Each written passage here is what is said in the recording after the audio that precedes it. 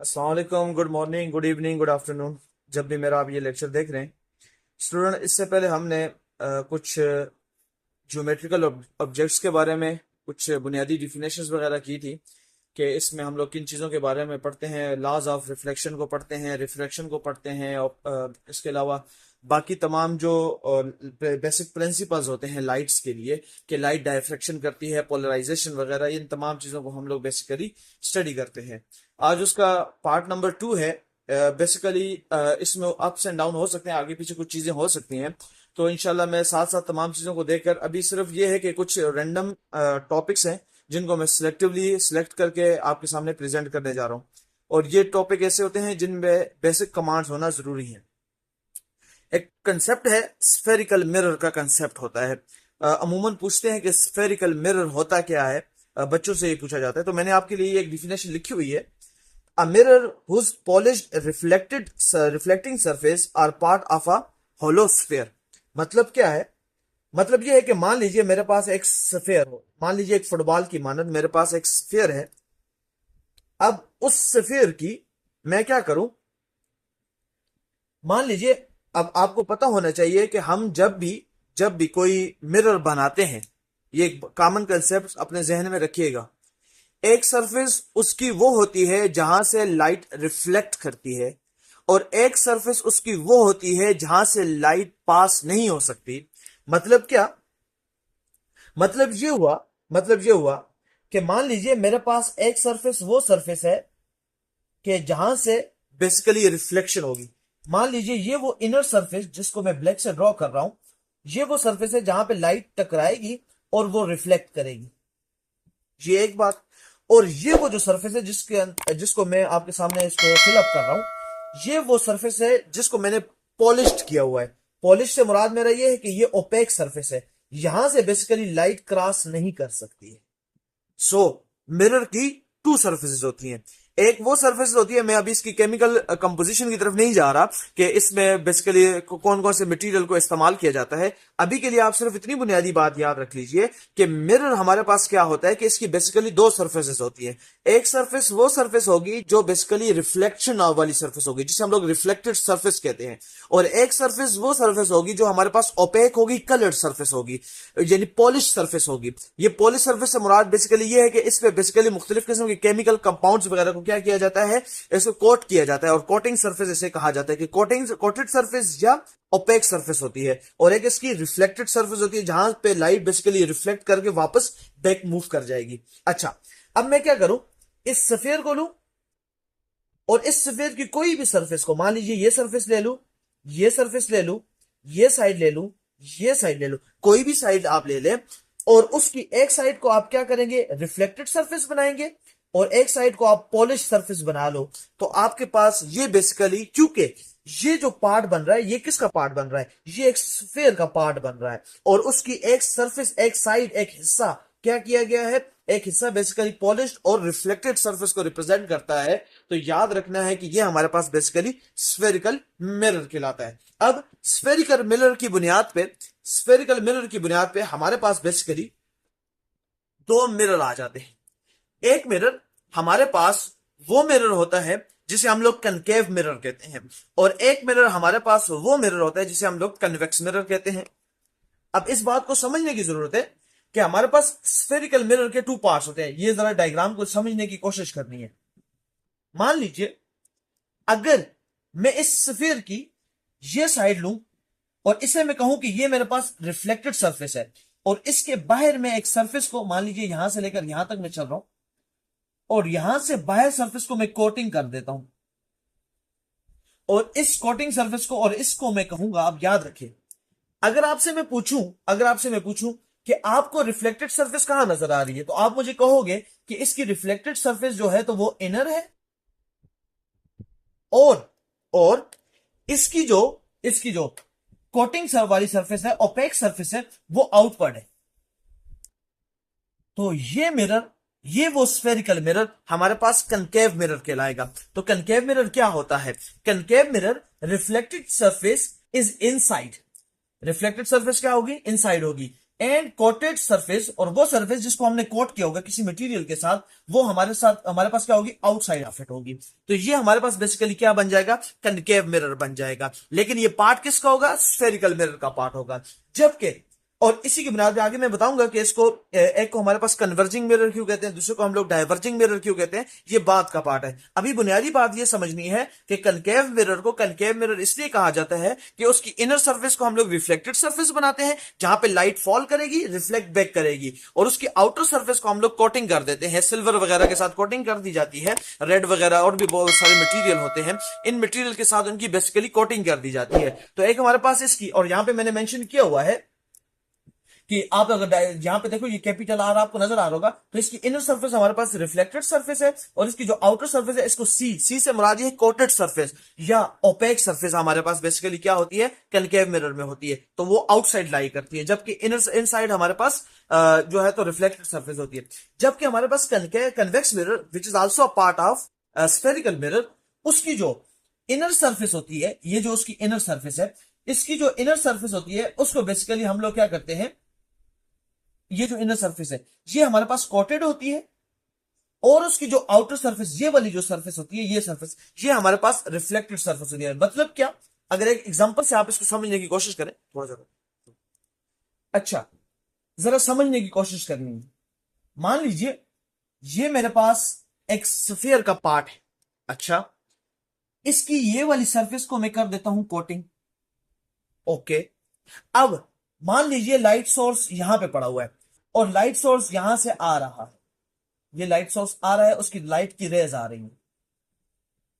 अब जब light rays आ रही है तो लाइट रेज सबसे पहले किससे टकराएंगी, सबसे पहले वो टकराएंगी हमारे पास इस रिफ्लेक्टेड सरफेस के साथ टकराएंगी। तो ये मैं एग्जांपल बेसिकली दे रहा हूं किसके साथ, किसकी, कनकेव मिरर की एग्जांपल दे रहा हूं। तो कनकेव मिरर में बेसिकली हो क्या रहा है, कनकेव मिरर में ये हो रहा है कि जो हमारे पास रिफ्लेक्टेड सरफेस है वो इनसाइड है, जो उसकी ओपेक सरफेस है वो हमारे पास आउटसाइड है। लाइट आएगी, लाइट रेज यहां पे टकराएंगी, और तमाम की तमाम लाइट रेज एक पॉइंट पे क्या होना शुरू हो जाएंगी, कन्वर्ज होना शुरू हो जाएंगी। लाइट रेज हमारे पास क्या होना शुरू हो जाएंगी, एक पॉइंट पे कन्वर्ज होंगी, यानी कि एक सिंगल पॉइंट पे बेसिकली लाइट रेज क्या होंगी, कन्वर्ज होना स्टार्ट हो जाएंगी। अब इसीलिए आप लोग नाम सुनते हो कि कनकेव मिरर को बेसिकली क्या कहा जाता है, कन्वर्जिंग मिरर भी कहा जाता है, और ये एमसीक्यूज के लिए याद रखना है। सो ऐसा क्यों होता है, क्योंकि जब लाइट रेज आती है इसकी रिफ्लेक्टेड सरफेस पे फॉल करती है, अब लाइट आगे पास नहीं हो सकती क्योंकि आगे हमने कोटिंग की हुई है, वहां से आगे लाइट पास नहीं कर सकेगी, तो लिहाजा लाइट को वापस रिफ्लेक्ट करना होगा, और जब वो रिफ्लेक्ट करती है तो वो एक स्पेसिफिक पॉइंट पे क्या करती है, अपने आप को फोकस करती है, इसलिए इसे हम लोग कहते हैं कन्वर्जिंग मिरर। अब समझने की कोशिश करें, ये मेरे पास ये भी एक स्फेरिकल मिरर का पार्ट है, लेकिन इसकी इनर सरफेस को मैं क्या कर देता हूं, इसकी इनर सरफेस को मैं करता हूं कोटिंग, इसकी आउटर सरफेस मेरे पास है रिफ्लेक्टेड। तो अब क्या होगा, लाइट आएगी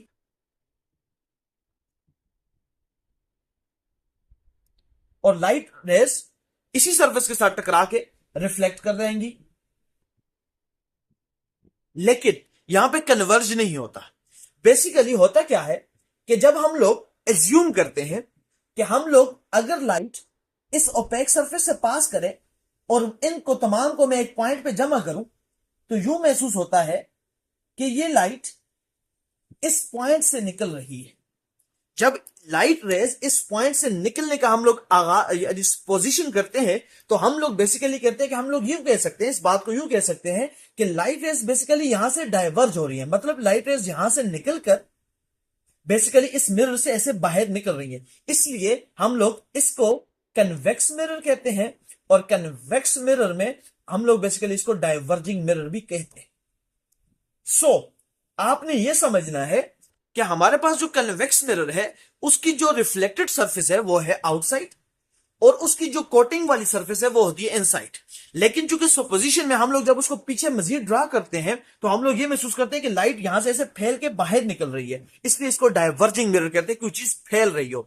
कन्वर्जिंग मिरर में बेसिकली क्या हो रहा है, यानी कनकेव मिरर में क्या होता है, लाइट रिफ्लेक्टेड सरफेस से टकराती है, पीछे बैक फ्लो होने बैक नहीं जाती, बल्कि एक खास पॉइंट पे क्या होती है, हमारे पास कन्वर्ज होती है, इसलिए हम लोग उसको कन्वर्जिंग मिरर कहते हैं। अब वापस आते हैं, अच्छा अब वापस आते हैं अपने पॉइंट की तरफ। मैंने क्या कहा कि कन्वेक्स मिरर हमारे पास एक डाइवर्जिंग मिरर होता है, और कनकेव मिरर हमारे पास कन्वर्जिंग मिरर होता है। उम्मीद है आपको समझ आई होगी। अगर किसी को समझ नहीं आया तो आप वो क्वेश्चन जो है तो अपने कमेंट सेक्शन में पूछ सकते हैं। अब आ जाते हैं थोड़ा सा आगे। याद रखना है, याद रखना है, इंशाल्लाह आपको बताऊंगा कि जब हम लोग इंशाल्लाह रे डायग्राम्स ड्रॉ करेंगे और हम लोग उससे सीखेंगे कि किस तरह कनकेव मिरर से या कन्वेक्स मिरर से हमारे पास इमेजेस बनती हैं।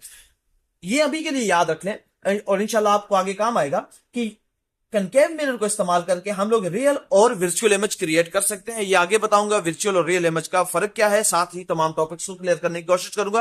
पिछले लेक्चर्स में मैंने इसका कुछ बुनियादी पॉइंट्स एक्सप्लेन किया था, लेकिन इंशाल्लाह इसको मैं मजीद एक्सप्लेन करूंगा ताकि आपको एक डिटेल जो है तो लेक्चर मिल सके और आपको तमाम बातें समझ आ सके। अच्छा, अब कन्वेक्स मिरर के बारे में एक एमसीक्यू पॉइंट है जिसको आपने याद रखना है कि इससे जो बनने वाली इमेज होगी, यानी कि size always smaller only virtual और इरेक्ट इमेज बनती है। ये आपके एमसीक्यूज पॉइंट है कि क्या चीज है कि जो हमारे पास कन्वेक्स मिरर से बनने वाली जो इमेज होती है वो हमेशा स्मॉल होगी, पहली बात। दूसरी बात, ये जो इमेज होगी वर्चुअल और रियल का कंसेप्ट मैं आपको एक्सप्लेन करूंगा, लेकिन स्मॉल का कंसेप्ट एक्सप्लेन करने की जरूरत नहीं है। सिंपल सी बात है कि हमारे पास जो इमेज बनेगी वो इमेज होगी स्मॉल। अब लेकिन जो इमेज होगी वो हमारे पास होगी इरेक्ट इमेज होगी। इरेक्ट का मतलब सीधी इमेज होगी, लेकिन वो छोटी इमेज होगी। और वर्चुअल होगी, वर्चुअल का मतलब मैं आपको बताऊंगा। अब हमारे पास कुछ टर्म्स होती हैं जो बच्चों को कंफ्यूज करती हैं, क्योंकि नया नया टॉपिक होता है, नई नई चीज होती है, उसको एक्सप्लेन करने में और उनको समझने में उनको थोड़ी सी प्रॉब्लम होती है। तो उन पॉइंट्स को मैं आपके लिए एक्सप्लेन करता हूं। एक पॉइंट होता है जिसको हम लोग कहते हैं पोल। अब अच्छा, एक पॉइंट होता है जिसे हम लोग कहते हैं पोल, और आपसे पूछते हैं कि what is meant by pole, what is meant by pole. तो एक बात समझने की कोशिश करें। मान लीजिए मेरे पास ये एक स्फीयर है और आप कहते हो कि सर मैं इस पॉइंट से लेकर, अब अज्यूम कर रहा हूं, सपोज कर रहा हूं, इस पॉइंट से लेकर इस पॉइंट तक बेसिकली रिफ्लेक्टेड सरफेस लेना चाहता हूं, तो आप मुझे बताएं इसका पोल क्या होगा। तो बेसिकली ये जो मैंने आर्क ऑफ लेंथ ली, आर्क ऑफ लेंथ, मान लीजिए मैं इसको ऐसे बाहर निकाल दूं और यहां पे ड्रॉ करूं। अब इस पॉइंट यानी ए पॉइंट मान लीजिए और इस बी पॉइंट। अब इस आर्क ऑफ लेंथ का जो मिड पॉइंट होता है, मान लीजिए मिड पॉइंट यहां पे लाई कर रहा है, इसको मैं पॉइंट सी कहता हूं। तो याद रखिएगा वो स्फेरिकल मिरर की जो आर्क आपने सपोज की हुई है, वो जो आपने ली है, उसके बेसिकली मिड पॉइंट को हम लोग कहते हैं pole. So what is pole? Pole is the mid point of a curved surface. जो कर्व्ड सरफेस आपने ली है उसका बेसिकली मिड पॉइंट आपके पास क्या कहलाता है? आपके पास कहलाता है पोल। अब उसके बाद, अच्छा, अब आ जाता है, अगर पोल का कंसेप्ट आपको क्लियर हो तो उसके बाद एक कंसेप्ट आता है जिसे हम लोग कहते हैं सेंटर ऑफ कर्वेचर। अब सेंटर ऑफ कर्वेचर क्या होता है? बेसिकली ये मेरे पास एक स्फीयर है। अच्छा, क्या मेरे पास कनकेव मिरर या मेरे पास कन्वेक्स मिरर, क्या वो स्फीयर का पार्ट नहीं थे? बिल्कुल थे। तो याद रखिएगा उस स्फीयर के सेंटर पॉइंट को ही बेसिकली सेंटर ऑफ कर्वेचर कहते हैं। क्या मतलब? मान लीजिए मैंने इस पॉइंट से लेकर इस पॉइंट तक मैंने वो आर्क लेंथ को सपोज किया, जिसको मैंने, और उसके मिड पॉइंट को मैंने पोल कहा। मान लीजिए ये मेरे पास पोल है। अब ये बेसिकली ये जो कर्व पाथ है, ये कर्व पाथ किसी स्फीयर का बेसिकली पार्ट है। तो इसके जो इस स्फीयर के जो सेंटर होता है, इस सेंटर को बेसिकली हम लोग क्या कहते हैं? सेंटर ऑफ कर्वेचर, जिसको हम लोग रिप्रेजेंट करते हैं सी से। अब आ गया हमारे पास सेंटर ऑफ कर्वेचर। उम्मीद है आपको समझ आएगा कि the centre of the sphere. क्यों? क्योंकि वो स्फीयर ही बेसिकली हमें एक कनकेव या कन्वेक्स मिरर देता है, जिसका हम लोग स्फेरिकल मिरर, जिसके कंसेप्ट में हम इस्तेमाल करते हैं। अब आ जाते हैं हमारे पास एक और कंसेप्ट, रेडियस ऑफ कर्वेचर क्या होता है। अब मान लीजिए ये मेरे पास वही स्फीयर है, ये उसका C point centre of curvature है, ये मेरे पास उसकी वो आर्क लेंथ है, यानी कि कनकेव हो या कन्वेक्स मिरर हो, और उसका ये जो सेंटर पॉइंट है इसको मैं कहता हूं पोल। अब रेडियस ऑफ कर्वेचर क्या है? सेंटर ऑफ कर्वेचर से लेकर उस आर्क लेंथ पे किसी भी पॉइंट पे, मान लीजिए यहां तक थे, तो ये बेसिकली मेरे पास कहलाएगा रेडियस ऑफ कर्वेचर। अब उम्मीद है आपको रेडियस ऑफ कर्वेचर, पोल और सेंटर ऑफ कर्वेचर समझ आ चुका होगा। अच्छा, अब आ जाता है प्रिंसिपल एक्सिस क्या होता है। पोल आपको समझ आ गया होगा, सेंटर ऑफ कर्वेचर आपको समझ आ गया होगा, रेडियस ऑफ कर्वेचर समझ आ गया होगा। अब आपको आ जाता है पोल। अब वो लाइन जो सेंटर ऑफ कर्वेचर को और पोल को ज्वाइन करे, ये लाइन हमारे पास बेसिकली प्रिंसिपल एक्सिस कहलाती है।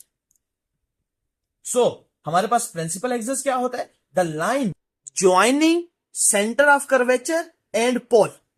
इसको हम लोग बेसिकली क्या कहते हैं? इसको हम लोग कहते हैं, हमारे पास होता है प्रिंसिपल एक्सिस। अब उसके बाद आ जाता है हमारे पास प्रिंसिपल फोकस।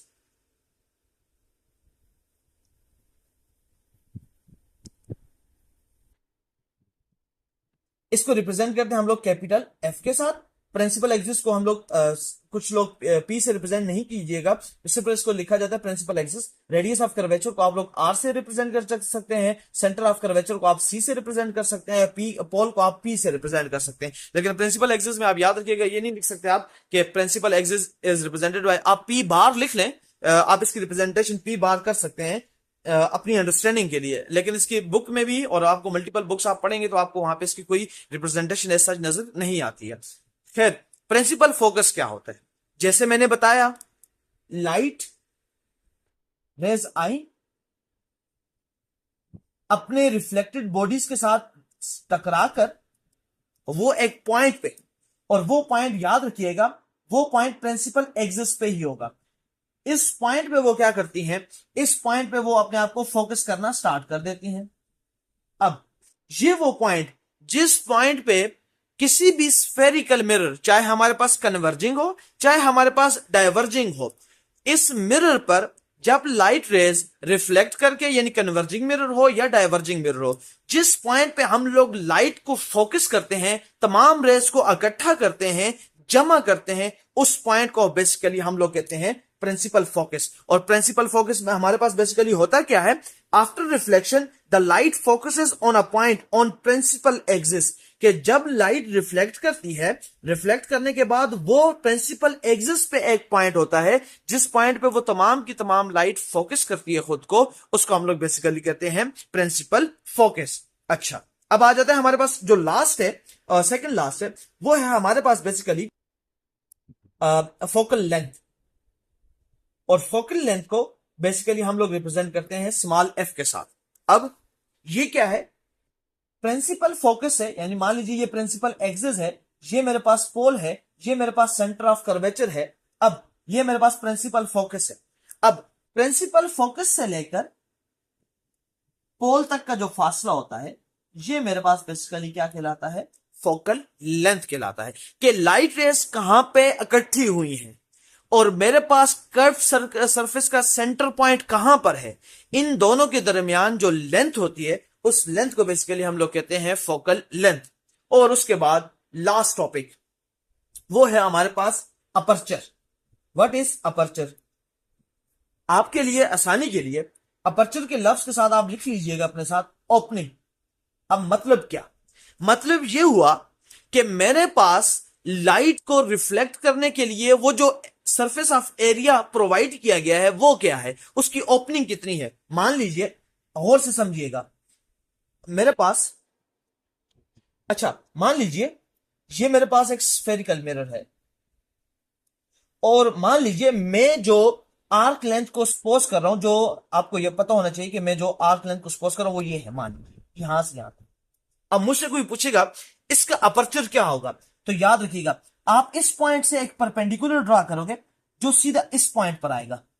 ये बेसिकली मेरे पास ये जो लेंथ होगी, ये जो फासला होगा, ये मेरे पास अपर्चर कहलाएगा। सिमिलरली अगर मान लीजिए मेरे पास ये एक और स्फेरिकल मिरर हो, और उसकी जो मैं आर्क लेंथ या जो उसमें मिरर ले रहा हूं, स्फेरिकल मिरर ले रहा हूं, उसका मैं पॉइंट जो ले रहा हूं, आर्क लेंथ ले रहा हूं, वो यहां से यहां तक है। तो आपने क्या करना होगा? इस पॉइंट पे ड्रा करना होगा एक परपेंडिकुलर, यानी इस पॉइंट ए से इस पॉइंट बी पर एक परपेंडिकुलर ड्रा करना जो इन दोनों पॉइंट्स को मीट करे। तो याद रखिएगा, ये मेरे पास अपर्चर कहलाएगा कि इतना सरफेस एरिया, इतनी जगह उस रिफ्लेक्टेड लाइट्स के लिए, यानी आने वाली जो इनकमिंग लाइट्स होगी, इंसिडेंट रेज होगी, उनको मिलेगा कि जहां से वो खुद को क्या कर सकेंगी, खुद को रिफ्लेक्ट कर सकेंगी। जिस तरह यहां पे आप देख लीजिए, ये वो एरिया मिलेगा इन लाइट्स को। सिमिलरली अगर मेरे पास, मैं थोड़ा सा बड़ा आपके लिए ड्रा कर दूं, ये मान लीजिए है। अब इसका मैं पॉइंट मान लीजिए यहां से यहां पे ले लूं, तो ये जो एरिया होगा, ये एरिया, ये मेरे पास बन जाएगा अपर्चर। और अगर मैं यहां से यहां पे ले लूं तो ये मेरे पास एक और अपर्चर बन जाएगा। लिहाजा अपर्चर बेसिकली वो आर्क लेंथ पे डिपेंड करता है। वो स्फेरिकल मिरर का जो हम लोग पार्ट लेते हैं, उस स्फेयर का जो पार्ट हम लोग लेते हैं, उसकी ओपनिंग को बेसिकली हम लोग क्या कहते हैं, अपर्चर कहते हैं। ये तो है आपके पास कुछ बुनियादी बातें। कनकेव मिरर, कन्वेक्स मिरर क्या होता है, उसमें कन्वर्जिंग और डाइवर्जिंग का पॉइंट। अभी मैं आपको वर्चुअल और रियल इमेज का कंसेप्ट मजीद आगे चल के समझाऊंगा, लेकिन अभी तक आपने जो बुनियादी बातें हैं, जो बुनियादी डिफिनेशंस हैं, जो बुनियादी कंसेप्ट्स हैं, वो आपने सीखने हैं। अब इसके बाद हम लोग चलते हैं कुछ एक कॉमन जो टॉपिक है वो कर लेते हैं, उसके बाद इस वीडियो को हम लोग क्लोज करेंगे। वो है हमारे पास रिफ्लेक्शन ऑफ लाइट। अच्छा, अब चलते हैं हमारे नेक्स्ट टॉपिक की तरफ, और ये टॉपिक है हमारे पास रिफ्लेक्शन ऑफ लाइट। आपने बहुत सी जगह पर इस लेक्चर को ना सिर्फ सुना होगा बल्कि जाना भी होगा। उम्मीद है कि ये लेक्चर आपके ना सिर्फ नॉलेज में इजाफा करे बल्कि कुछ पॉइंट्स को आपस में लिंक करने की आपको थोड़े से समझ भी देगा, और आपको अंडरस्टैंडिंग भी होगी कि हम लोग लाइट की रिफ्लेक्शन के कंसेप्ट को क्यों अंडरस्टैंड करते हैं और इससे हम लोग क्या चीजें अखज करने की कोशिश करते हैं। एक बात समझिएगा, हमारे पास जो लाइट है, लाइट वेव की सूरत में, पार्टिकल्स की सूरत में ट्रेवल करती है, और इस पे दो डिफरेंट थ्योरीज वगैरह मौजूद हैं कि लाइट जो है तो वेव भी है, लाइट हमारे पास पार्टिकल नेचर भी है। मैं अभी उस थ्योरी की तरफ या उन कंसेप्ट्स की तरफ जाना नहीं चाहूंगा, जो अभी बुनियादी बात है वो समझने की कोशिश करें। हमारे पास लाइट पार्टिकल नेचर में यानी लाइट वेव की सूरत में ट्रेवल करती है। मान लीजिए ये जो सरफेस है, जो जिसको मैंने ब्लैक कलर से बनाया हुआ है, ये मेरे पास वो प्लेन मिरर है, यानी कि वो फ्लैट सरफेस है। और इस फ्लैट सरफेस के नीचे ये जो सरफेस आपको जो ब्लू कलर की नजर आ रही है, डार्क ब्लू कलर की, ये मेरे पास बेसिकली वो कलर्ड या ओपेक जिसको मैंने बेसिकली कोटिंग की हुई है, ये मेरे पास कोटेड सरफेस है। जिस तरह हम लोग हर मिरर को बेसिकली क्या करते हैं, उसकी कोटिंग करते हैं, और एक उसकी रिफ्लेक्टेड सरफेस होती है। अब क्या हो रहा है, एक लाइट आएगी और वो लाइट रेज जो इस रिफ्लेक्टेड सरफेस पे, इस प्लेन मिरर की इस सरफेस पे फॉल करेगी, उसको बेसिकली हम लोग कहेंगे इंसिडेंट रे। अच्छा, जिस पॉइंट पे ये फॉल करेगी उसी पॉइंट पे मैं एक परपेंडिकुलर ड्रा करूंगा, जिसको बेसिकली मैं कहूंगा नॉर्मल। अच्छा, अब लाइट क्या करेगी, लाइट बेसिकली रिफ्लेक्ट करने की कोशिश करेगी। अब लॉज ऑफ रिफ्लेक्शन के कंसेप्ट को समझिएगा। अगर लाइट इंसिडेंट रे जो उस प्लेन मिरर पे फॉल की है, और वो एक एंगल ऑफ इंसिडेंट को भी फॉर्म करेगी, जब वो रिफ्लेक्ट बैक करने की कोशिश करेगी, जब वो रिफ्लेक्ट बैक करे, तो याद रखिएगा, जब वो रिफ्लेक्टेड रे फॉर्म करेगी और वो रिफ्लेक्टेड रे उस नॉर्मल के साथ जो एंगल फॉर्म करेगा उसको एंगल ऑफ रिफ्लेक्शन कहते हैं। तो लिहाजा हमारे पास एक इंसिडेंट रे है जो एक इंसिडेंट एंगल फॉर्म करती है, हमारे पास एक रिफ्लेक्टेड रे है जो हमारे पास एंगल ऑफ रिफ्लेक्शन फॉर्म करती है, और एक इन दोनों पॉइंट्स को मिलाने वाला एक परपेंडिकुलर है जिसको हम लोग कहते हैं नॉर्मल। अब पहला पॉइंट जो लॉज ऑफ रिफ्लेक्शन में जो पहला पॉइंट आता है उसको समझने की कोशिश करें। जब हमारे पास इंसिडेंट रे फॉल करे, इंसिडेंट रे फॉल करने के बाद वही लाइट रे उस सरफेस के साथ यानी रिफ्लेक्टेड सरफेस के साथ टकराने के बाद वापस बैक उसी मीडियम के अंदर रिफ्लेक्ट कर जाए, इसको बेसिकली हम लोग रिफ्लेक्शन ऑफ लाइट कहते हैं। सो लाइट किसी प्लेन मिरर के साथ किसी मीडिया के साथ टकराने के बाद उसी मीडिया के अंदर रिफ्लेक्ट बैक कर गई, इसे हम लोग कहते हैं रिफ्लेक्शन ऑफ लाइट। लेकिन यहां पे एक बुनियादी बात समझने की जरूरत है। लॉज ऑफ रिफ्लेक्शन में दो बुनियादी बात आती है। 2 points for any rays to be called as reflected।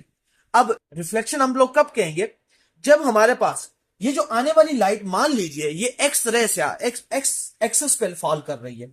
अगर लाइट मान लीजिए मेरे पास एक्स एक्सेस पे फॉल करे, तो याद रखिएगा ये इंसिडेंट रे जो है ये अगर एक्स एक्सिस पे फॉल कर रही है, तो याद रखिएगा जो रिफ्लेक्टेड रे होगी उसे भी हमारे पास एक्स एक्सिस होना चाहिए, यानी कि जो प्लेन ऑफ मिरर होगा वो इनका सेम होना चाहिए। किसके साथ सेम होना चाहिए, जो हमारे पास बेसिकली नॉर्मल है उसके साथ इनका प्लेन ऑफ मिरर भी सेम होना चाहिए। इस पॉइंट को समझने की जरूरत है कि जिस प्लेन ऑफ एक्सिस पे इंसिडेंट रे फॉल की है उसी प्लेन ऑफ एक्सिस पे लाइट रे रिफ्लेक्ट बैक भी करे।